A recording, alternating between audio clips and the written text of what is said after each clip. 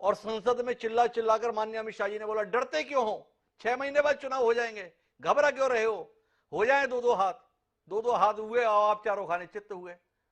इसके बावजूद भी आप इनको इतना हल्का आंक रहे हैं, गलत नहीं कर रहे।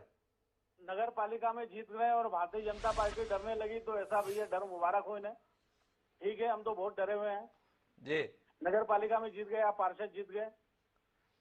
चिंतामणि जी अचानक हथियार डाल दिए। चिंतामणि जी का ये स्वभाव नहीं है।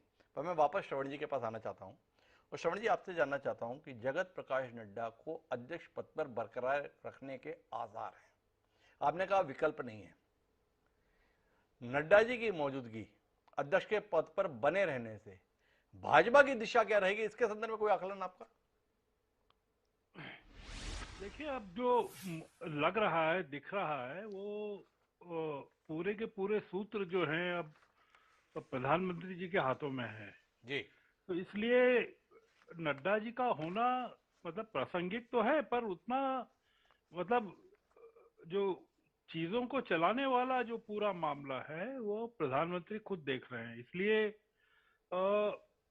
मैं नड्डा जी के होने को एक जरूरत तो मानता हूँ, औपचारिक जरूरत तो मानता हूँ, पर जैसे हिमाचल के चुनाव को अगर आप लें, हिमाचल में नड्डा जी आते हैं, हिमाचल से आते हैं, देखिए जी। और वहाँ जो उपचुनाव हुआ था लोकसभा का, मंडी का, और विधानसभा के जो 3 उपचुनाव हुए थे उसमें हार गई जी। भारतीय जनता पार्टी। विधानसभा के चुनाव में भारतीय जनता पार्टी हार गई। वहां पर प्रधानमंत्री जी ने क्या कहा था? उन्होंने कहा था कि आप मेरी तरफ देखकर वोट डालिए, मुझे वोट डाल रहे हैं ऐसा मानकर वोट दीजिए।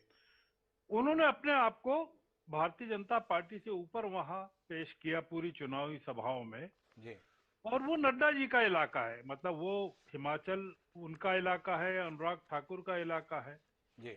वहां पर करीबन 95-96% हिंदू पॉपुलेशन है।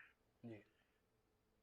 वहां पर भारतीय जनता पार्टी की हार, मतलब पंजाब के बाद आप देखिए कि पंजाब में आम आदमी पार्टी की जीत, फिर हिमाचल में हार, फिर म्युनिसिपल कॉरपोरेशन ऑफ दिल्ली में हार, ये तमाम चीजें जो है, आप जो पूछ रहे हैं ना रोड शो की जरूरत, जी। तो वो रोड शो की जरूरत इसलिए है कि एक मुख्यमंत्री भी वहां पैदल यात्रा कर रहा है दिल्ली में। जी। वो अपने बच्चों को फिनलैंड भेजने को लेकर कर रहा है, जी। दिल्ली का मुख्यमंत्री।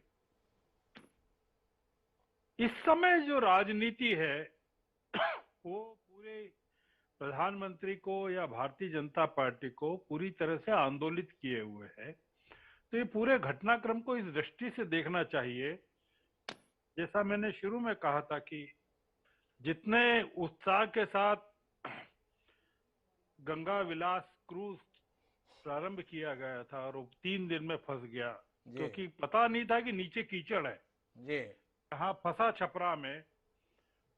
तो भारतीय जनता पार्टी को अभी पता नहीं है कि जो 9 राज्यों के चुनाव में उसका जो क्रूज है किस कीचड़ में फंस जाएगा। लेकिन मैं जयप्रकाश जी के पास जाऊं उससे पहले नड्डा जी के संदर्भ में एक सवाल मेरे पास है। पिछले कुछ समय से अघोषित रूप से भारतीय जनता पार्टी में सेवानिवृत्ति की आयु 75 वर्ष निर्धारित है। जो नेता 75 वर्ष की आयु पूरा कर रहा है उसे ना तो विधानसभा के टिकट मिल रहे हैं, ना लोकसभा के टिकट मिल रहे हैं, ना ही केंद्रीय मंत्रिमंडल में स्थान मिल रहा है। तो 2024 को लेकर मेरी उत्सुकता है श्रवण जी, और आपकी भी होगी।